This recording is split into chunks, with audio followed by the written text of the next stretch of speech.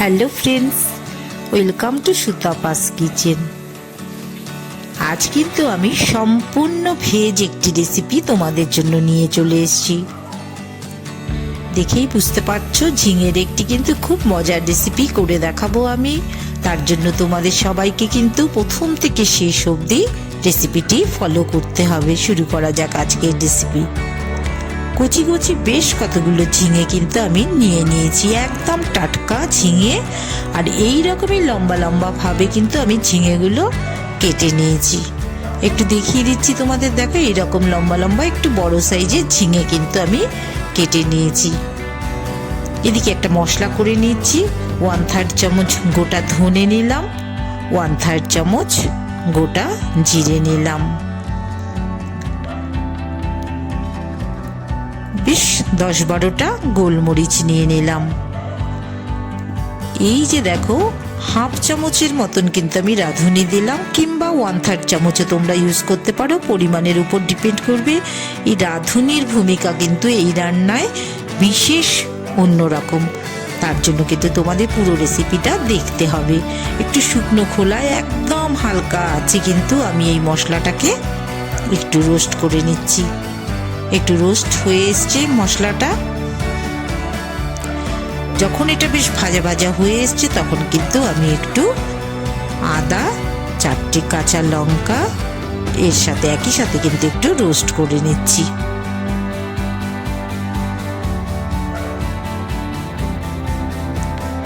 একটু শুকনো খোলাতেই কিন্তু রোস্ট করে নিলাম। এবার সামান্য করে কিন্তু জল দিয়ে দিয়ে আমি মশলাটাকে সাথে কিন্তু আদা কাঁচা লঙ্কাটাকে আমি কিন্তু ফুটিয়ে নিচ্ছি।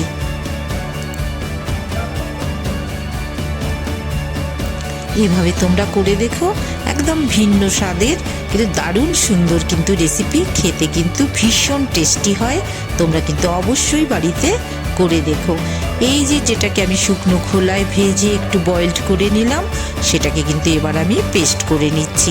রাঁধুনিটা কিন্তু খুব বেশি পরিমাণে দেবে না। আদার সাথে রাঁধুনি যদি বেশি পরিমাণে দাও তাহলে কিন্তু রান্নাটা তেতো হয়ে যাবে। এই যে দেখো, আমার যে পেস্টটা যেটা তৈরি করলাম সেটা কিন্তু একটু রাঁধুনির জন্যই এইরকম একটু কালচে মতন হলো। আমি কিন্তু এই পুরো মশলাটাই রান্নাতে ব্যবহার করে নেব। এবার কড়াইতে একটু তেল দিয়ে দিলাম। এই যে আলুগুলো ডুমো ডুমো করে কেটে নিয়েছি, শুরুতে কিন্তু আমি আলুগুলো ভেজে নেব। যারা নতুন রান্না করছো, তেলটা কিন্তু অবশ্যই গরম হলে আলুগুলো ছাড়বে। 1 চামচ মতন লবণ আর 1/2 চামচ মতন হলুদ দিয়ে আমি আলুগুলো ভেজে তুলে নেব।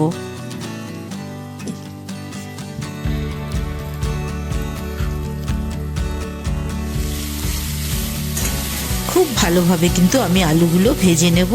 পরবর্তীতে খুব বেশি আমার বয়েলড করার দরকার পড়বে না। ছোট ছোট করে কেটে নিয়েছি, সময়ও বেশিক্ষণ লাগবে না। আলুটা কিন্তু আবার ভাজা হয়ে গেছে, এবার কিন্তু আমি তুলে নিচ্ছি।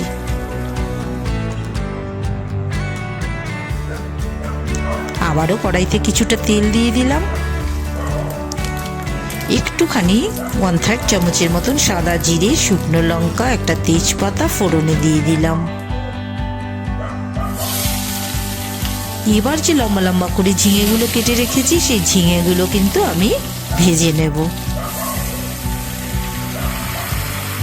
আলুটা আগেই ভেজে নিয়েছি, এবার কিন্তু ঢেকে ঢেকে ঝিঙেটাকে আমি ভেজে নেব।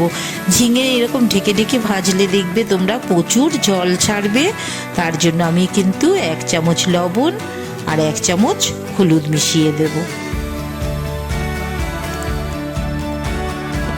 এই যে দেখো, হলুদটা দিয়ে দিলাম, অনেকটা পরিমাণে আছে, 1 চামচের মতন হলুদও লাগবে। এবার কিন্তু আমি একটু উল্টে পাল্টে নিচ্ছি। তোমরা এক্ষুনি দেখতে পাবে যে ঝিঙের থেকে কিন্তু জল ছাড়া শুরু হয়ে গেছে।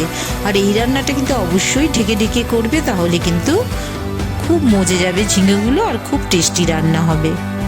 দেখো, অলরেডি কিন্তু ঝিঙের জল ছাড়া শুরু হয়ে গেছে।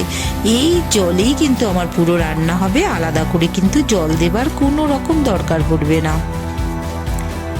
জলটা কিন্তু টেনে আসছে, ঝিঙেও কিন্তু ভাজা হতে চলেছে। বারে বারেই কিন্তু আমি একবার ঢাকছি, আবার একটু ফ্রাই করে নিচ্ছি, এভাবে করছি। এদিকে 2 চামচ মতন পোস্ত নিয়ে নিচ্ছি।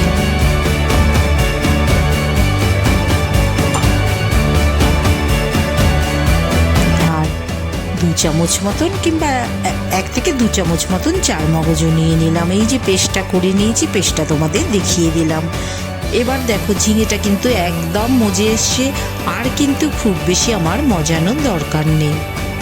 মোটামুটি ঝিঙে আমার বয়েলড হয়ে গেছে, তখন কিন্তু আমি আগে থেকে খুব ভালো করে ভেজে রাখা আলুগুলো মিশিয়ে দিচ্ছি।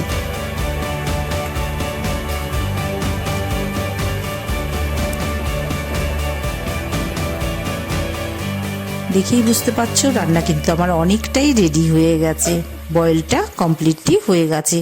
এবার এটা যে রাঁধুনি বাটা যেটা করে রেখেছিলাম, রাঁধুনির সঙ্গে একটু ধনে আর একটু জিরেও আছে, আদা কাঁচা লঙ্কা মেশানো, সেই বাটা যতটা আমি রেডি করেছিলাম পুরোটাই কিন্তু আমি এক্ষেত্রে মিশিয়ে দিচ্ছি।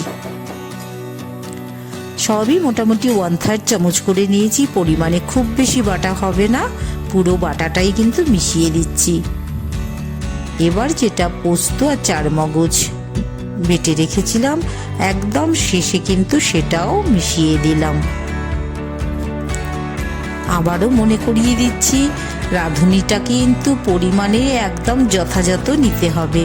আমি 1/3 চামচ নিয়েছি, তোমরাও কিন্তু চেষ্টা করবে পরিমাণটা বুঝে নেবার। আমার কিন্তু সমস্ত কিছু মেশানো হয়ে গেছে, আলু তো কমপ্লিটলি বয়েলড হয়েই গেছে, ঝিঙেটাও হয়ে গেছে। এবার আমি 1 চামচ চিনি মিশিয়ে দিচ্ছি। একটু সামান্য একটু আমি কিন্তু একটু গ্রেভি রাখবো, তোমাদের যদি ইচ্ছে করে তোমরা আরো ড্রাই করে নিতে পারো। আমার কিন্তু রেসিপিটা রেডি হয়ে গেছে। সুতাপাস কিচেন, দেখো আলুটা আমি এরকম একটু তোমাদের দেখিয়ে দিচ্ছি, দেখো আমার কিন্তু একদম সুসিদ্ধ হয়ে গেছে। সুতাপাস কিচেন এরকম দারুণ দারুণ রেসিপি রোজই তোমাদের জন্য নিয়ে আসে। এবার কিন্তু আমি একটি সার্ভিং বোলের মধ্যে নামিয়ে নিচ্ছি। তোমাদের যদি রেসিপিটা পছন্দ হয় তবে তোমরা অবশ্যই সুতাপাস কিচেন সাবস্ক্রাইব করে দিও, আর লাইক শেয়ার তো অবশ্যই করবে। রেসিপিটা ভালো লাগলে অবশ্যই একটা লাইক দিয়ে দিও। আরও সুন্দর সুন্দর রেসিপি যদি তোমরা রোজই দেখতে চাও তাহলে কিন্তু পাশে থাকা বেল বাটনটা অবশ্যই প্রেস করে রেখো। তোমাদের সাথে রোজই আমার দেখা হবে। সবাই ভালো থেকো। আবারও নতুন রেসিপি নিয়ে আমি খুব তাড়াতাড়ি তোমাদের সাথে দেখা করব।